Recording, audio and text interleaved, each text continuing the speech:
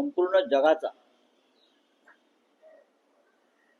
विध्वंस होईल अशा प्रकारचं हे युद्ध सुरू होतं. हजारो लोक मारले गेले. अखाती राष्ट्रामधल्या दुबई असेल, कुवेत असेल, बहरीन असेल, इस्रायल असेल, अशा अनेक ठिकाणी शेकडो लोक मारले गेले. पण इराण सारखा देश हा इस्रायल आणि अमेरिकेसारख्या महाशक्तींना शरण गेला नाही. 35 दिवसापेक्षा जास्त काळ अमेरिकेला झुंजवत ठेवलं, इस्रायलला झुंजवत ठेवलं. आणि अमेरिका आणि इस्रायल विषयी जी काय फालतू भीती होती जगाच्या मनात, ती भीती इराणने मोडून काढली. देशासाठी कसं लढावं, राज्यकर्त्यांनी कसं बलिदान करावं, आपल्या देशासाठी जनतेने कसं बलिदान करावं, हे इराणनं जगाला दाखवून दिलं. तरीही इराणचं नुकसान झालं. इस्रायलचं त्याहून जास्त नुकसान झालं. आणि अमेरिकेसारख्या म्हणजे ट्रम्प सारख्या एका झुंड राष्ट्रप्रमुखाला धडा शिकवला. पण शेवटी युद्धात मध्यस्थी करण्याचं श्रेय पाकिस्तानला जात. चीन तर मोठा देश आहे, पण पाकिस्तानला सुद्धा जात आहे. लक्षात घ्या, पाकिस्तान पुन्हा एकदा जगाच्या नकाशावर आला या निमित्ताने. हे श्रेय नरेंद्र मोदींनी घ्यायला पाहिजे होतं. हे श्रेय भारताला मिळायला पाहिजे होतं. इतका मोठा देश महाविश्वगुरूला मिळायला पाहिजे होतं की आम्ही युद्ध थांबवलं. ट्रम्प, इराणचे राज्यकर्ते आणि इस्रायलचा नेतन्याहू यांना आम्ही एका टेबलावर आणलं आणि जगामध्ये शांततेचा संदेश दिला. हे श्रेय आमच्या महाविश्वगुरूंना का मिळालं नाही? कारण महाविश्वगुरूंना कोणती भूमिका असेल? तिथे जगात युद्ध सुरू आहे आणि महाविश्वगुरू केरळ, पश्चिम बंगाल, आसाम, तामिळनाडू येथे आपल्या राजकीय विरोधकांवरती बॉम्ब टाकत होते. महाविश्वगुरू ते बॉम्ब पण कसले? ते तोंडातले बॉम्ब, शब्द बॉम्ब. आणि यांची हत्यारं काय? महाविश्वगुरूची निवडणूक आयोग, सर्वोच्च न्यायालय, देशाचे उपराष्ट्रपती यांच्या माध्यमातून लोकशाहीचा विध्वंस करण्याचं काम या देशामध्ये आमचे महाविश्वगुरू करत होते. आणि तिकडे जागतिक युद्ध थांबवण्याचं श्रेय हे चीन आणि पाकिस्तानने घेतलं. शांती बैठक इस्लामाबादला होणार आहे, लक्षात घ्या.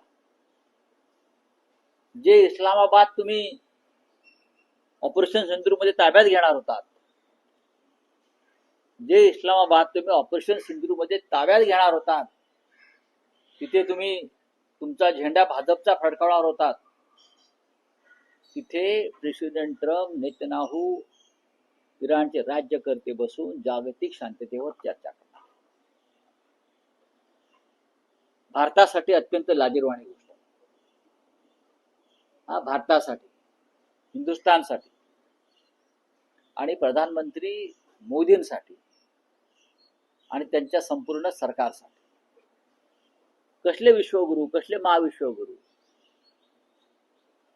पाकिस्तानला जी प्रतिष्ठा यामुळे प्राप्त झाली त्याला जबाबदार नरेंद्र मोदी आहेत आणि त्यांचं सरकार आहे भंपक आणि डरपोक.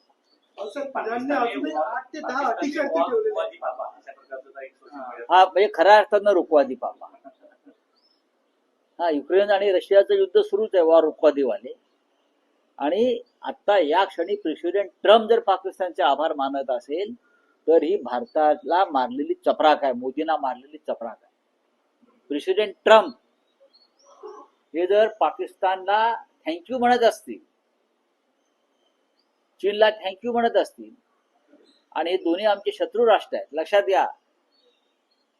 तर ही भारताला मारलेली सगळ्यात मोठी चपराक मोदी काळामध्ये आहे. खरं म्हणजे मोदीने आता सत्तेवर राहण्याचा अधिकारच नाही. बोला. पण राऊतसाहेब, तुम्हाला असं वाटतं की इराण बाबतीत भूमिका घेतली नाही, युद्ध बाबतीत भूमिका घेतली नाही, हे आपल्याला बोलत किंवा मोदींना बोलत?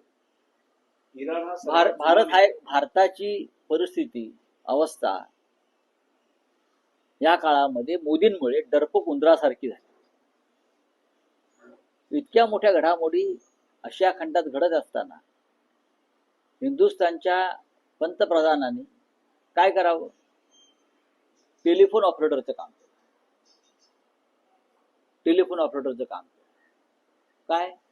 आज मैंने सऊदी अरबिया के प्रिंस से बातचीत की, आज मैंने जॉर्डन के प्रेसिडेंट और राजा से बात की, आज मैंने नेपाल के प्राइम मिनिस्टर से बात की, आज मैंने दुबई के शेख से बात की, आज मैंने ईरान के विदेश मंत्री से बात की, मेरी नेतन्याहू से बात हो गई. मैं टेलिफोन ऑपरेटरच्या कामात ते बिझी. फोन लावणं, फोन बोलणं, फोन लावणं, फोन बोलणं. पण युद्ध थांबवण्याचं श्रेय कोणाला मिळालं? ते पाकिस्तानला मिळालं. याच्यावर तरी बोला. ज्या पाकिस्तानला जयशंकर आम्ही दलाल राष्ट्र नाही काय बोलले? पाकिस्तानचा उल्लेख जेव्हा मध्यस्थता करत होते तेव्हा पाकिस्तान हे दलाल राष्ट्र आहे. पण त्या दलाल राष्ट्राला युद्ध थांबवण्याचं श्रेय जर ट्रम्पने दिलं, सगळ्यात आधी जयशंकरने राजीनामा दिला पाहिजे. तुम्ही आपल्या शत्रूला कमी लेखताय, लक्षात घ्या. सगळ्यात आधी जयशंकर सारखे जे माकडं आहेत हिंदुस्थानच्या कॅबिनेटमध्ये, सरकारमध्ये, त्यांना दूर केलं पाहिजे. त्यांच्यामुळे देशाची नाचक्की झाली. राऊतसाहेब, काल फडणवीस म्हणाले की जनभावनेची कदर असेल तर काँग्रेस उमेदवारी अर्ज बारामतीतला मागे देईल. आज अखेरचा दिवस. हो, जनभावना काय याची व्याख्या त्याने एकदा सांगावी. नांदेडमध्ये वसंत चव्हाणांचं दुर्दैवी निधन झालं तेव्हा उमेदवार करताना जनभावना नव्हती. पंढरपूरला आमदार भारके नानाचं निधन झालं तेव्हा उमेदवार उभा करताना जनभावना नव्हती. अशा जनभावना पायदळी भाजपने कशा तुडवल्या याची अनेक उदाहरणं आम्हाला देता येतील. देशभरातली, महाराष्ट्रातली, सर्वत्र देता येतील. तुम्ही तिकडे कुठेतरी प्रचारामध्ये आहात, आपले देवेंद्रजी, तामिळनाडू वगैरे भागात, आणि तिथून जनभावना काय सांगते महाराष्ट्राची? राऊतसाहेब, या सगळ्या पोटनिवडणुकीमध्ये शरद पवारांनीही पार्थ पवारांच्या बाबतीत त्यांची काही मतं व्यक्त केली. असं असताना काँग्रेसनेही पार्थ पवारांवर अत्यंत कठोर शब्दात टीका केली. असं आहे की पार्थ पवार, मला वाटतं अजित पवारांचे चिरंजीव आहेत ना, त्यांनी काँग्रेसवर टीका केल्यावर त्यांना उत्तर देणारच ना. आणि शरद पवार काय, अजित पवार काय, हे मूळ काँग्रेसवालेच आहेत ना. हे जे पार्थ पवार आहेत त्यांनी अजित पवारांचा राजकीय इतिहास समजून घेतला पाहिजे, आपल्या वडिलांचा. अजित पवार हे काँग्रेसचंच प्रोडक्शन आहे. शरद पवारांनी आपली हयात काँग्रेसमध्ये घालवली आणि आजही ते काँग्रेस विचारानंच काम करत आहे. काँग्रेस पक्ष या देशातला नव्हे तर जगातला, एका देशाच्या स्वातंत्र्य चळवळीमध्ये प्रचंड योगदान असलेला हा पक्ष आहे. आणि ह्या काँग्रेस पक्षाच्या अनेक नेत्यांना आजही जगात मान्यता आहे. मग महात्मा गांधी असतील, इंदिरा गांधी असतील, हे सगळे जे प्रमुख नेते आहेत, लालबहादूर शास्त्री असतील, या सगळ्यांना आजही जगामध्ये प्रतिष्ठा आहे. त्याच्यामुळे काँग्रेसवरती अशा पद्धतीनं टीका कोणी करावी, याचं आत्मचिंतन टीका करणाऱ्यांनी स्वतःपुरतं केलं पाहिजे ना. काँग्रेसवर टीकेच्या संदर्भातलाच एक महत्वाचा देखील मुद्दा आहे. चंद्रशेखर बावनकुळेंनी देखील अशा प्रकारची टीका केलेली आहे की काँग्रेसचा असा पराभव करू की त्यांना तोंड दाखवायला जागा नाही. ठीक आहे ना, पराभव होऊ द्या ना. पराभव झाला म्हणजे काय लोकशाही मरते असं नाही ना. लोकशाहीमध्ये निवडणूक लढण्याचा अधिकार सगळ्यांना. आम्हालाही वाटतं की बिनविरोध व्हायला पाहिजे, पण बिनविरोध न करण्याची परंपरा भाजपची, चंद्रशेखर बावनकुळेंच्या पक्षाची. काँग्रेसला 25 मतं पडते, कळलं? 25, तुम्हाला 25 लाख पडते. पण लोकशाहीमध्ये विरोध हा व्हायला पाहिजे. विरोध व्हायला पाहिजे. राहुरीमध्ये, अन्य ठिकाणी, सर्वत्र तुम्ही पण याच पद्धतीनं काम केलं ना आतापर्यंत. आताच तुम्हाला का वाटतंय की बिनविरोध व्हायला पाहिजे? लोक ठरवतील ना मत द्यायचं की नाही. काही निवडणुका नाही, रावसाहेब, आणखी एक विषय होता की पश्चिम बंगालमध्ये निवडणूक आहेत आणि जवळपास 92 लाख मतदारांची एका विशिष्ट समाजातील मुसलमानांची मतं कापली आणि हे मुसलमान अधिकृत नागरिक आहेत. 92 लाख मतं मुस्लिमांची कापली आणि हे सर्व मतदार हे या देशाचे अधिकृत वर्षानुवर्ष पिढ्यानपिढ्या राहिलेले या देशाचे नागरिक आहेत. अशा पद्धतीनं तुम्ही ममता बॅनर्जीचा पराभव करणार आणि अशा पद्धतीनं तुम्ही बिहारमध्ये तेजस्वी यादवचा पराभव घडवला आणि अशाच पद्धतीनं तुम्ही महाराष्ट्रामध्ये शिवसेना, काँग्रेस, राष्ट्रवादी काँग्रेस यांच्या महाआघाडीचा पराभव घडवून आणला अशाच पद्धतीनं. आणि याचे सूत्रधार आहेत निवडणूक आयुक्त, मुख्य निवडणूक आयुक्त ज्ञानेश कुमार. या ज्ञानेश कुमार विरुद्ध 192 खासदारांनी सह्या करून इम्पीचमेंट मोशन दिला महाअभियोग चालवण्यासाठी. नरेंद्र मोदीच्या दबावाखाली उपराष्ट्रपतींनी बेकायदेशीरपणे नियमबाह्य पद्धतीनं हा 192 खासदारांच्या सह्या असलेला ठराव फेटाळून लावला. बारामती निवडणुकीमध्ये आपल्या पक्षाची अडचण झाली आहे? अजिबात नाही. कारण काँग्रेस तुमचा मित्र पक्ष आहे. हो मग. सुनेत्रा पवारांनी विनंती केली आहे. काल भुजबळ असं म्हणाले की उद्धव ठाकरेंनी ओपन हार्टेडली पाठिंबा सुनेत्रा पवार यांना दिला आहे. हो मग. तुम्ही अजूनही भूमिका जाहीर करत नाहीत. करू ना. काँग्रेसच्या भूमिकेवर तुमची भूमिका अवलंबून नाही, आज भुजबळ येणार होते पण उद्धव ठाकरेंनी म्हटलं की येण्याची गरज नाही. बरोबर बोलले. परिस्थिती आहे आम्ही समजतो. Open hearted Uddhav Thackeray open हार्टेडच आहेत नेहमी. पाठिंबा ओपन हा नाही, तुमचा आग्रह काय की त्याने ही भूमिका घ्यावी म्हणून. कळेल ना आता. शेवटचा दिवस माघारीचा आहे. किती लोक राहतात, कोण राहत आहे. जर तुम्हाला खरोखरच अजितदादांविषयी इतका प्रेमाचा पाना फुटला असेल तर जी भूमिका काँग्रेसने घेतलेली आहे, आम्ही माघार घेतो. अजितदादांच्या मृत्यू संदर्भातला गुन्हा महाराष्ट्रात दाखल करा. का करत नाही? तुम्ही काँग्रेसला धडा शिकवायला निघालात ना. काँग्रेस कुठे म्हणते की आम्हाला धडा शिकवा, की आम्ही तुम्हाला धडा शिकवू? आम्ही कुठे म्हणतोय? आमची भूमिका स्पष्ट आहे. ज्या अजितदादा पवारांविषयी आपण अत्यंत सहानुभूतीनं जे तुम्हाला उचकी लागलेली आहे, या उचक्या बंद करा. या उचक्यांची नाटकं बंद करा. अजितदादा पवार यांचा ज्या संशयास्पद रीतीनं मृत्यू झाला, अपघात झाला, त्या संदर्भात रोहित पवारांनी आणि मला वाटतं अजितदादाचे चिरंजीव जय पवार,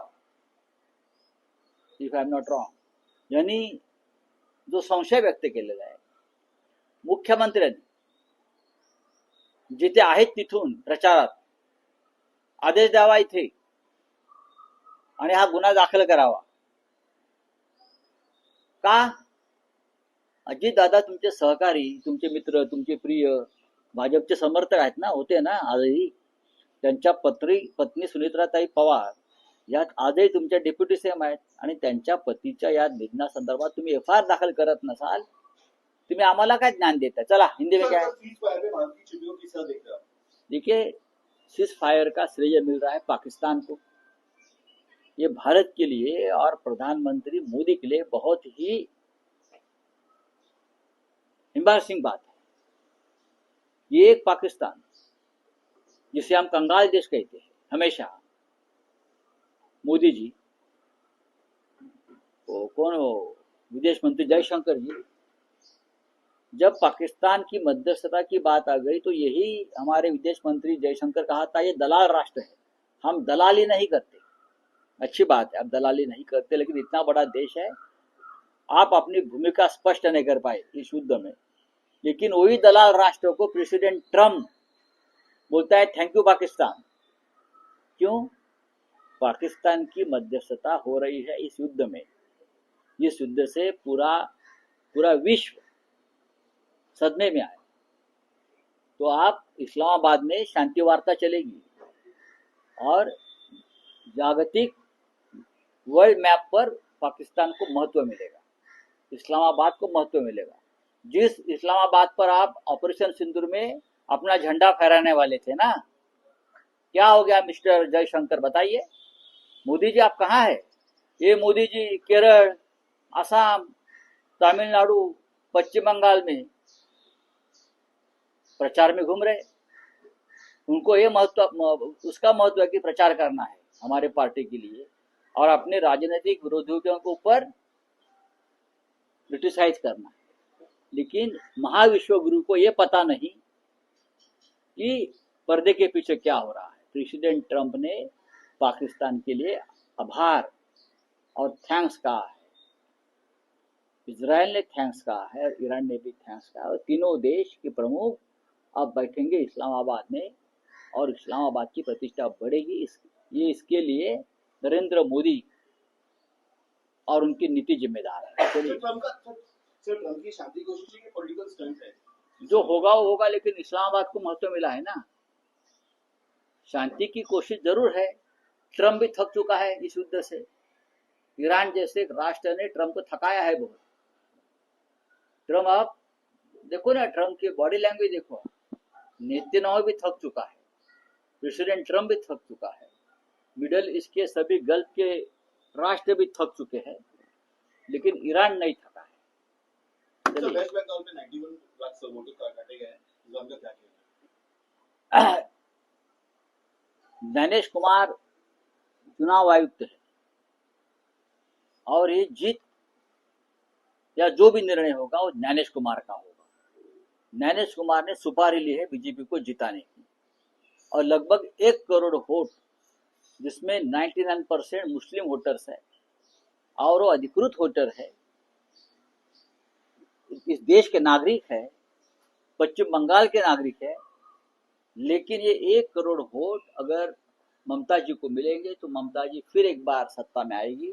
ये डर से चुनाव आयोग ने बीजेपी की एक ब्रांच बनकर काम किया है, लेकिन उसके बावजूद भी पश्चिम बंगाल में ममता दीदी जीत रही है।